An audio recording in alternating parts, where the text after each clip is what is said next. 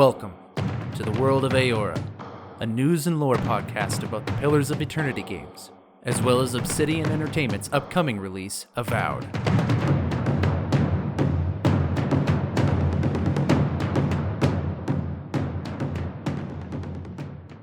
Hello everybody, and welcome to another episode of the World of Eora. I'm your host, Eric, aka Gingerino, and thank you guys so much for joining me in another episode as we dive through the history, lore, and game mechanics of Pillars of Eternity 1 and 2, gearing up for the release of Avowed.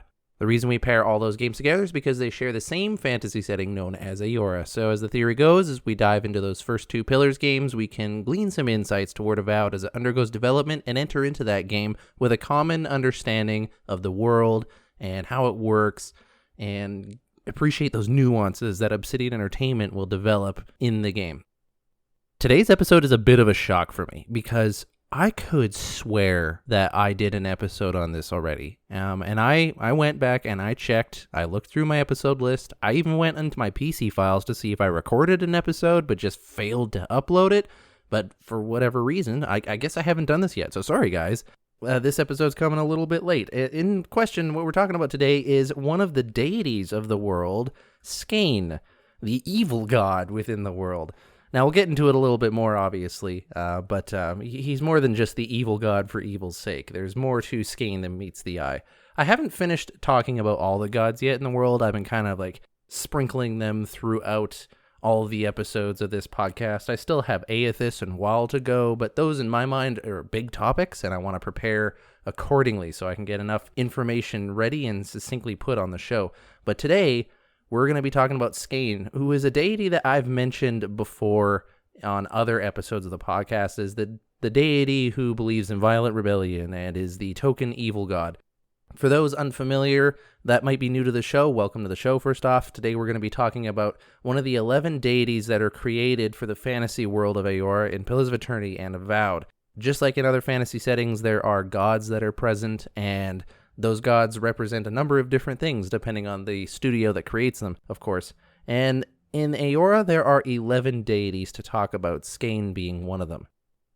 So with no news to really go over, other than a tweet put out by someone who is on the Avowed development team having some of his own merch that he's got from Obsidian Entertainment, which at the very least just confirms that Avowed is still in development and it does in fact exist, which for me, I don't know about you guys, that was a little hopeful. It was nice to see. Even though there wasn't like any form of communication, it was just sort of like, yes, there's stuff going on, and it's cool to see Obsidian still doing their work. But really, with no news to talk about, let's just jump straight into today's lore. I'm curious. What exactly did you find there? So, Skaen. Who is the god Skaen? Well, I often describe Skaen as the evil god, the token evil god in the world, because whenever you have a fantasy RPG or any story in a fantasy setting, you need to have evil gods. But the gods of the world of Eora are a little more complex than just good and bad. Obsidian Entertainment writes nuanced characters with different shades and layers to them. And so, while in some senses, a number of the gods that we've already discussed on other episodes have evil qualities to them, if you will, there isn't really like just a straight up and down evil god. Until you really get to someone like Skaen, for example. Skaen is definitely an evil god. Let me put that forward. I'm going to be pulling back the layers on this god and talking about the reasons behind Skaen's existence and what his nuances actually are. But make no mistake, I am not defending him. He is an evil god for sure. There's just a bit of misunderstanding about what the evil in Skaen is about. It's not just evil for evil's sake. Here is a description straight from the Pillars of Eternity game when you're selecting a priest class for Skaen. So in the game Pillars of Eternity, you get to pick the class you're going to play, like Ranger, Paladin, Barbarian, Rogue, etc. You can choose a priest class, and then you can choose which god you're serving. In Pillars of Eternity 1, you can select Skaen, and this is what it says about being a priest of Skaen. Skaen, known also as the Quiet Slave, is the god of secret hatred, resentment, and violent rebellion.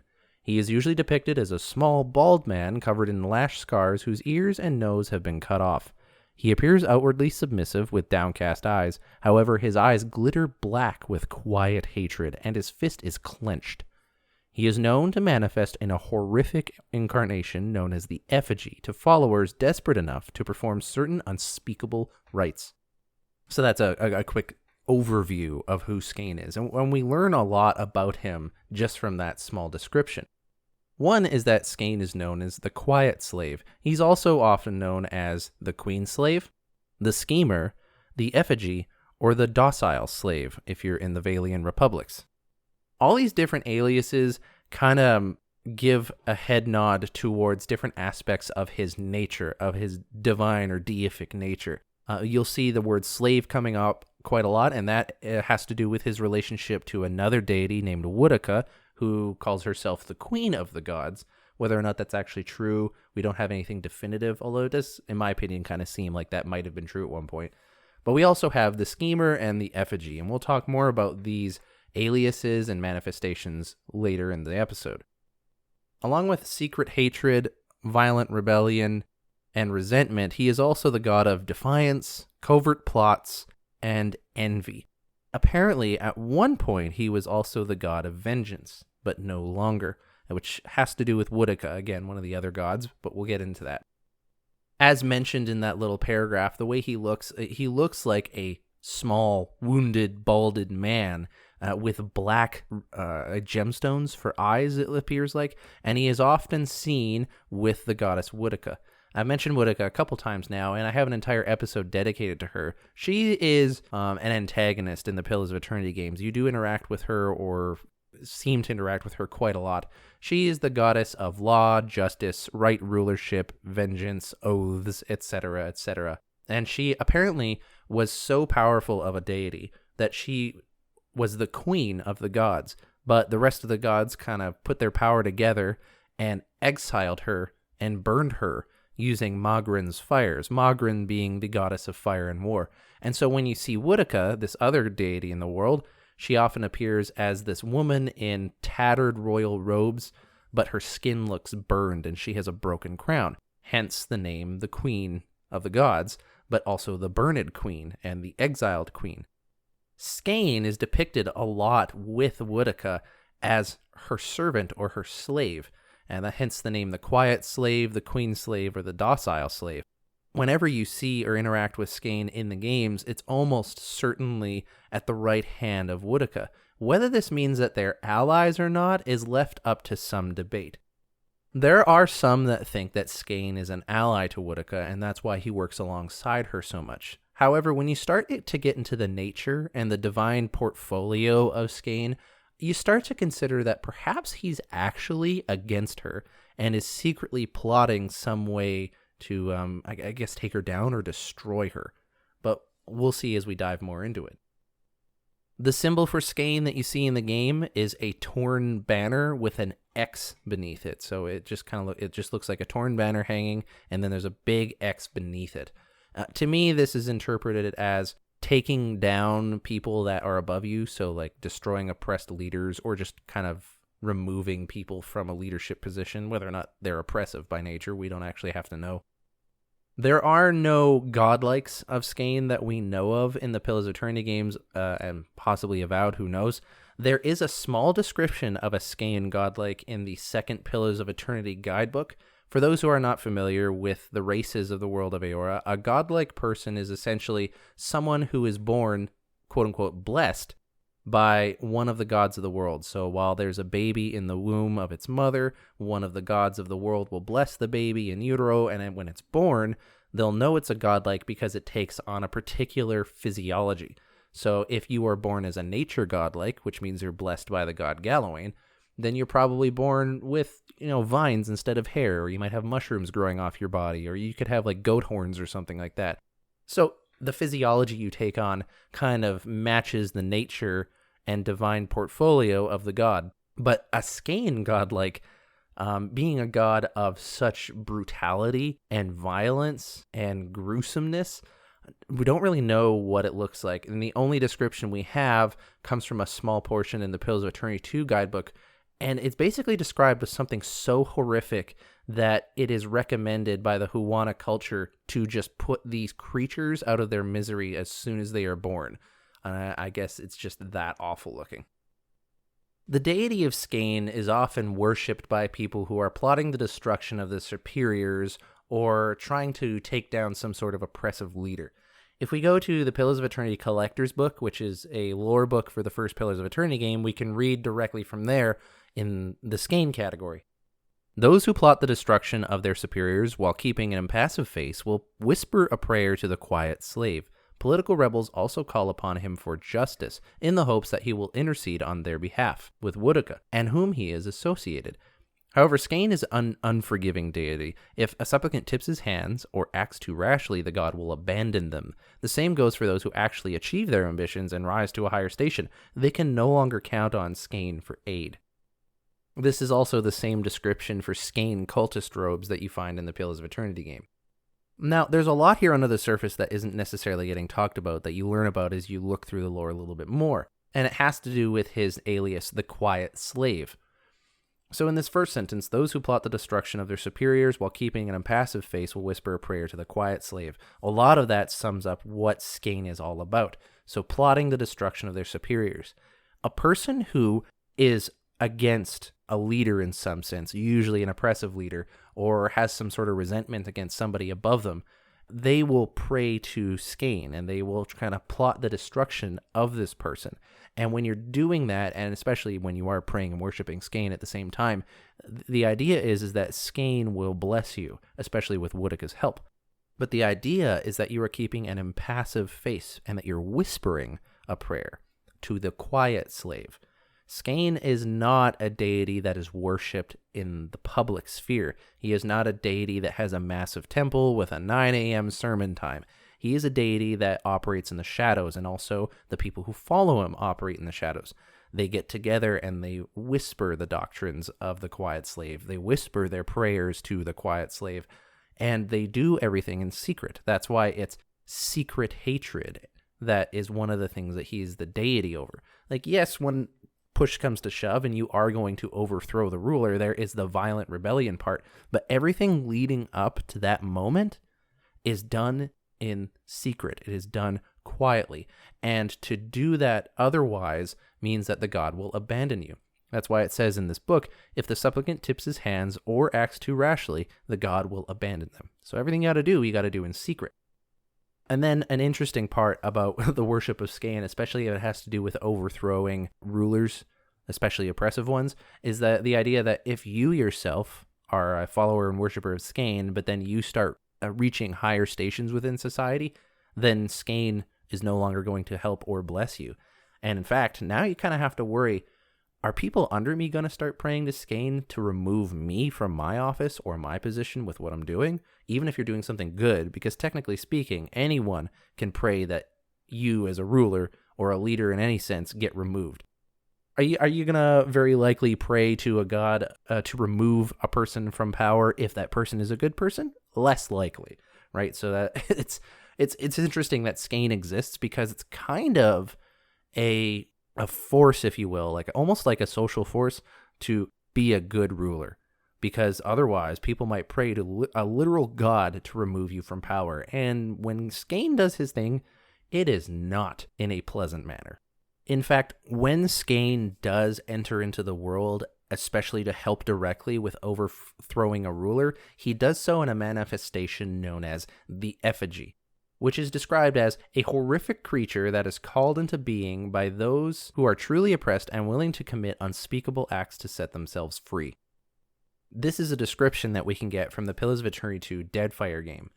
Worshippers must choose one of their number to serve as the effigy, shaving this person's hair and removing all signs and symbols of gender or identity. The person is then scourged bloody over every inch of their body, their ears and nose cut off, their eyes gouged out and replaced with shiny black stones. Finally, they are made to drink the quote-unquote privileged blood of a person of wealth or high birth. This blood must be fresh, and the effigy must consume every drop. If the offering is accepted by the god, which is not guaranteed, Skaen will manifest in the effigy and become an utterly unstoppable and pitiless vessel of the god's power, immune to pain and imbued with a monstrous strength. As soon as the target or oppressors are slain, usually in a gruesome manner, the effigy falls dead. So This is what the effigy is. The effigy is a manifestation of Skaen, but it's not that Skaen just decides, all right, I'm going to go down to the mundane world of Eora. I better put my effigy suit on. No, it is on the worshippers of Skaen to cause this to happen. Essentially, if you are desperate enough to actually go through the rituals that cause the effigy to come into existence, then in a way that's almost like it's showing your dedication, it's showing your faith, it's showing just how much things need a god to intervene. And in those cases, Skaen can, not always will, actually do so. And the description we have here is pretty gruesome. You have to remove the ears and the nose. You have to have your eyes gouged out and replaced with shiny black stones. You have to be scourged all over. Basically, you have to make yourself look as Skaen looks when people have visions of him. And in the end, you're basically possessed by the deity, and you will die by the end of it. So you have to be willing to sacrifice your life for the quote-unquote good of overthrowing an oppressive ruler. And then this creature that runs around with Skaen's power in him, called the Effigy of Skaen, is so unstoppable that it basically fulfills what it's trying to do, and it has even been the leading force behind peasant rebellions that have like overthrown noble families or things of that nature. So it's quite a powerful being that exists within the world. You can interact with one in the game. I think you can even summon one in the game using a special doll, but you yourself don't actually go through the ritual to bring the effigy into reality. The effigy is such a horrific thing, and also imbued with obviously a level of magic, that even the remains of the effigy are avoided by not just kith, like walking by it in the forest, but also even animals will avoid it. It rots slowly, a lot slower than you would expect a carcass to rot, and everything stays away from it as it just slowly rots into the ground. You once grew fat while others spent the currency of their lives in your service. I would gladly rend your back with a lash, taking interest for every drop of blood you spilt, every scrap of flesh you scarred. But my mistress would appeal to your sense of perspective, for you know that all things have their place. In the game of Pillars of Eternity, there are several pieces of documents that you could consider quote-unquote scripture for a different series of gods. In the World of Eora, we have two books or letters that we could consider Skaenite scripture. One called the Final Journal of Jonas, who is a man who undergoes the ritual to become the effigy, and another one is actually called Skaenite scripture. Having just talked about the effigy, I want to go through the Final Journal of Jonas to just show you kind of like what it looks like in a boots on the ground level. So this is the journal entry of a person named Jonas to his son. My son, tomorrow I become the effigy. Tomorrow I become Skaen's embodiment on Eora. Tomorrow my master chokes on his own whip. So right off in this opening paragraph, we have a bunch of stuff that we've already learned about Skaen. We're seeing it here. So tomorrow he becomes the effigy, Skaen's embodiment, which we've already talked about, and he specifically mentions his master choking on his own whip. So we have that motif of praying to, worshiping Skaen, and doing this ritual to overthrow a master of some sort. And it sounds like an oppressive one since he's mentioning a whip. For months, we met by secret conclave to plot our landlord's demise, all the while working the fields as if our hearts were content. Skaen teaches us to plot with the mind while keeping one's face impassive, inscrutable. Fair fights are for those with armies. The quiet slave is our whetstone, our focus. In his worship, our cause finds focus, clarity, and possibility. Tomorrow my master chokes on his own whip. So in this second paragraph, we're seeing even more of these motifs that we've talked about already. First off, being the secret conclave to plot the landlord's demise. So it's not just this one person. It is a collection of people that are worshiping Skaen, and they are meeting in secret. And it mentions how this is how they have to do things, that Skaen teaches them this way, that you have to plot in secret. What you have to have, your faces need to look content, your hearts. It says here that all the working the fields as if our hearts were content. So you're putting on this impassive face. You're keeping it secret that you are plotting this demise of this person who's in charge. By the time you read this, I will be dead. I pray Skaen does not abandon me for speaking of my plotting, but a son deserves to know how his father died, for I have volunteered to be the effigy. Skaen will inhabit my body using this old farmer's simple flesh as a puppet of godly rage. I have been shaved and anointed. Tomorrow morning, I will be your father in name only. As my manhood will be removed, my nose and ears removed, and my useless mortal eyes will be replaced with flintstones through which Skaen might see the world. We don't know how old his son is, but I hope that he is not a young boy, as that is not something that you want to read. So let's assume that his son is at least of decent age, which means that he'll probably still need therapy for this. But so he outlines for him basically what it means to become the effigy. And he even mentions here how he hopes that he won't get in trouble for even writing this letter. And this is actually a serious risk, because we mentioned that just because you perform the ritual to become the effigy doesn't mean that Skaen is going to do it, right? So who knows? By writing this letter, this man could go through the entire rites process, and then Skaen just won't inhabit him. And then he will die anyways as a result of his wounds, or be marred like this for the rest of his mortal life.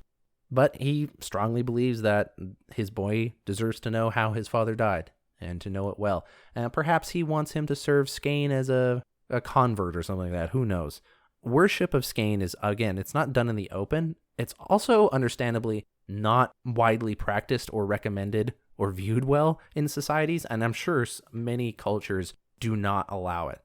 It's actually kind of concerning that in the Deerwood, which is the first Pillars of Eternity game's main setting, that worship of Skaen is something that is recognized. It's not widely practiced, but it's recognized. It's understandable because you have the Glonfathan nations that existed there before these Deerwooden colonists showed up. And these Deerwooden colonists, they just show up and they start looting the place, taking over land, capturing Glonfathans as slaves. So these people who lived in this area, these native tribes, of course, they would pray to a deity about violent rebellion against these foreigners that are taking over our land and taking our people. But then you have the colonists themselves that are being oppressed by their mother nation across the ocean, right? That are trying to control the way they live, and they want their independence. So who else do you pray to, besides the goddess of fire and war, of course, who else do you pray to about overthrowing your mother nation that is the Adir Empire across the ocean so that your nation can have independence?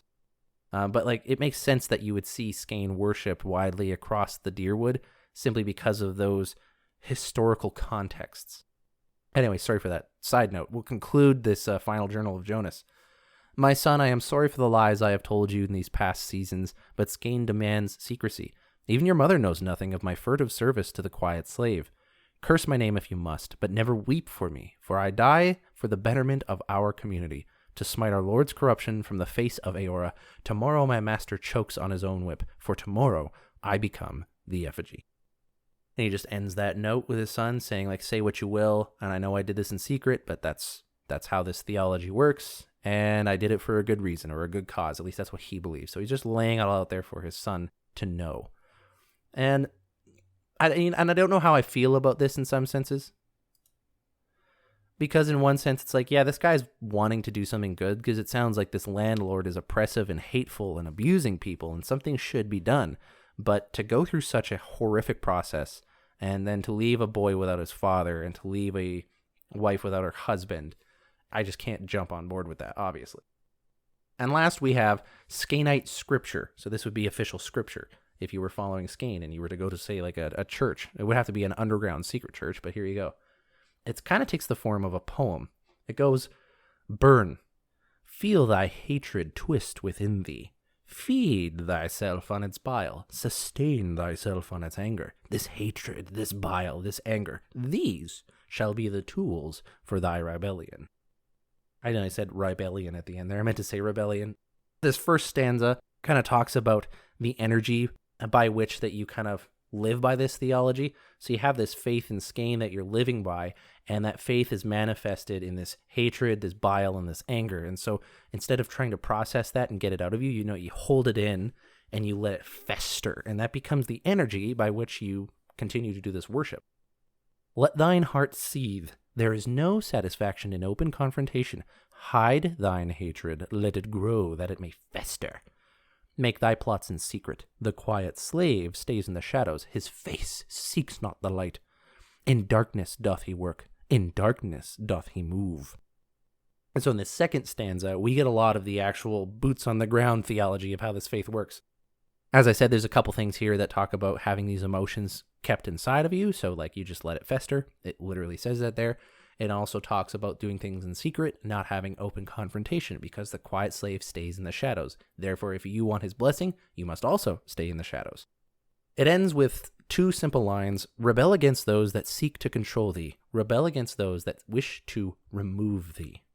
And the thing that I want to point out here is that this is amoral. I'm not saying immoral. I'm saying this is amoral.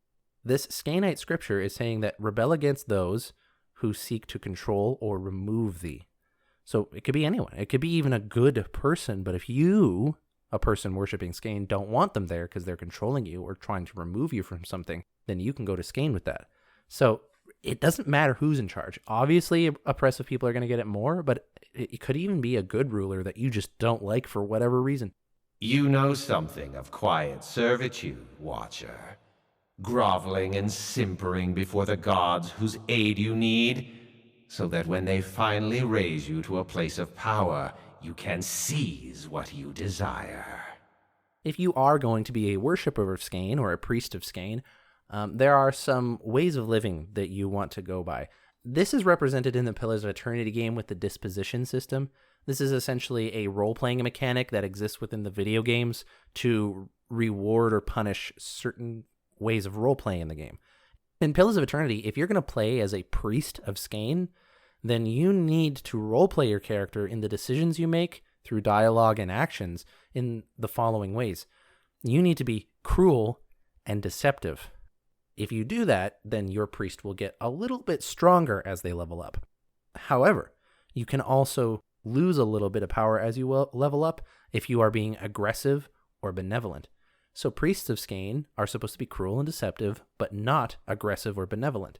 And this makes sense.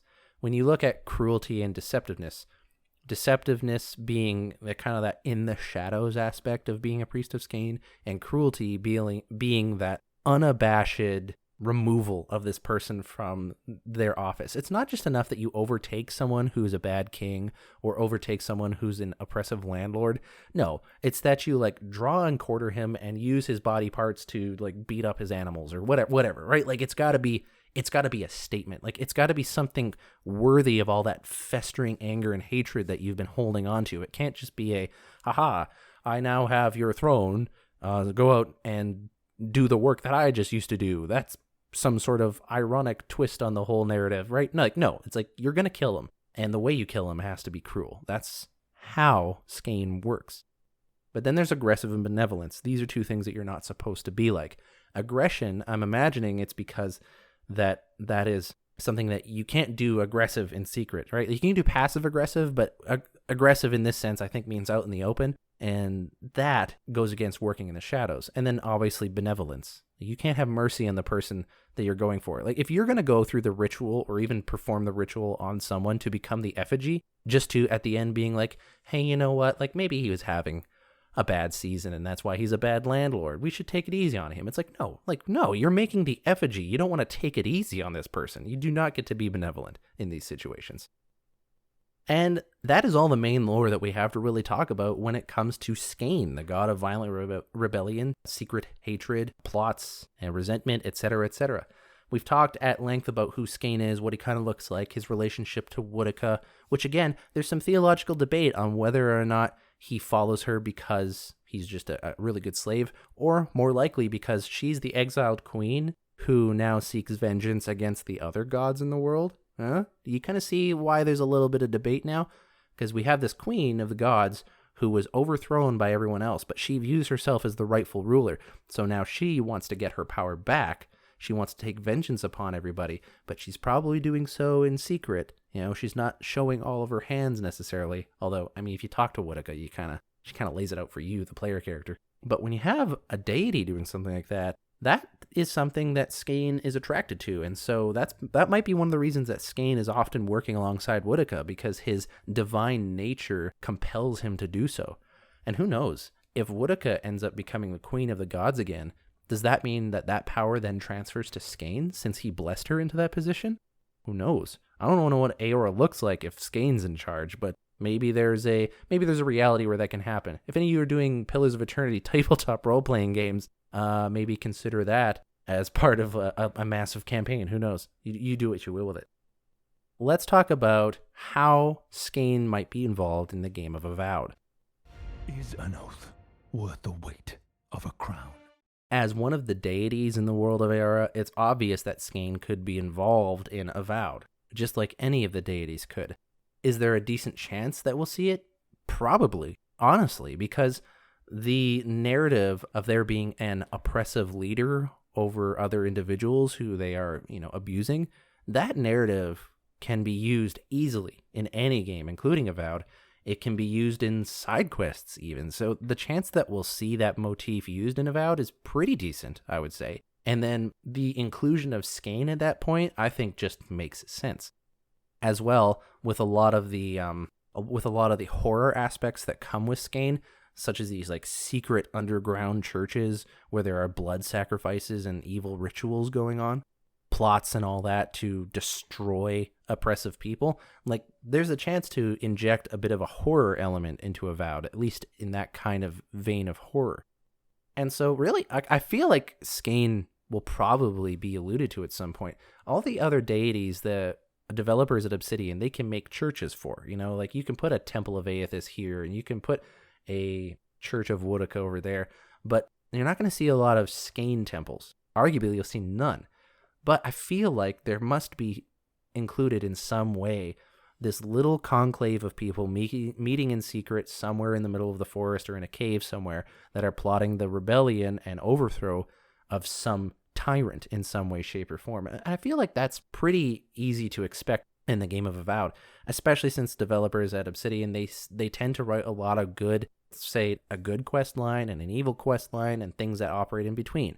In the Outer Worlds, you can side with the board or you can side with these other corporations, right? And like siding with the board in that game is obviously the quote-unquote evil option, but they offer that. When you play Fallout New Vegas, which is obviously got a completely different development team, they also had that same thing where you're like aligning with certain people, and you can align with Caesar's Legion in that game, and those are definitely the evil option. They even have an entire game like Pillars of Eternity called Tyranny, where you're nothing but an evil character. It's whether you're evil or less evil. So they're really good at writing these compelling and in some cases realistic, but they're really good at writing these quest lines where you're playing an evil character. And so I see the involvement of Skaen in some way as actually happening within Avowed at some point, especially if Avowed has something to do with Woodica, which I think it does, since Avowed has to do with oaths, and we see Woodica's symbol in the reveal trailer for this game. And anywhere there's Woodica, there's always a chance we'll see the Quiet Slave.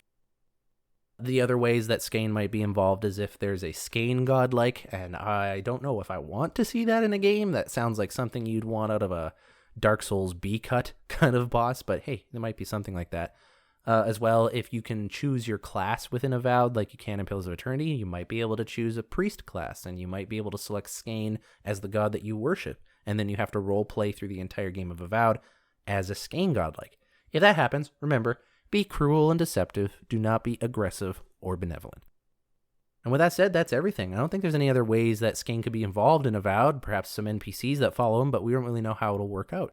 Oh, a Skaenite could be anywhere. They could be hiding right next to me in this game. And this is, I guess, another way you could be involved in Avowed, is that, like, if you have companions in the game, you might not know for most of the game if your companion is a worshiper of Skaen or not, and for whatever reason, right? You might not know that.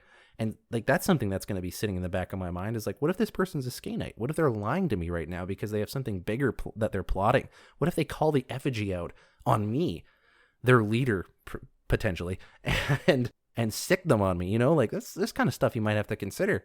Who knows? Anyways, thanks for joining me on today's episode. If you liked the episode or you didn't, you can send me an email, worldofaora@gmail.com, and you can follow me on Twitter @worldofaora. You can direct message me there. I usually just post about updates with the show when episodes come out or if any new projects are happening. But yeah, so if you want to offer praise or criticism, I really don't care. I like it when people correct me if I'm wrong, because I might not know everything about this world. I'm just the guy talking about it. So if there's anything you notice that you want to add, send me an email. I'll read it out in the show. And speaking of reading things out in the show, I just want to give a quick shout out to Zero Prime and Isabel on Spotify. I guess apparently on Spotify they offer Q&A now as part of every episode. I didn't know they automatically did that. But you guys have responded on my most recent episode. So thanks for doing so. I honestly, I love seeing interactions. I like seeing comments, questions, anything like that. So thanks for engaging with that. I appreciate it. I'm going to be keeping an eye on that for those of you listening on Spotify. For those of you on Apple Podcasts, they let you do reviews. There's someone who goes by the name of Burfoot44 who writes 5 out of 5 stars. Great for new and veteran players. If you have played the game, then this is a must listen to put all the lore in context. If you haven't played the game, then this is a great resource to understand the basic world beforehand, so when you do play, you can revel in the details. Thank you, Burfoot, for that 5-star review and rating. I really appreciate it. And that honestly, like, that's one of the kind of the goals of this show, is that if you have played the game, that you can enjoy getting deeper into the lore and understanding the game that you play a little bit better. But if you haven't played the game, that this can be something that helps you appreciate it as you're playing it without spoiling too much. So the fact that you're saying this means that I am hitting part of the target that I'm aiming at, and it's good to have that feedback. So I really appreciate that. Thank you, Burfoot. With that said, we'll close out the episode now. Thanks everyone for listening to this long episode about a really evil and gruesome deity within the world. I hope you enjoyed it and that you don't need too much therapy afterwards, but hey, there you go. I've been your host, Eric, aka Gingerino. Thank you all for listening. I'll see you guys next time.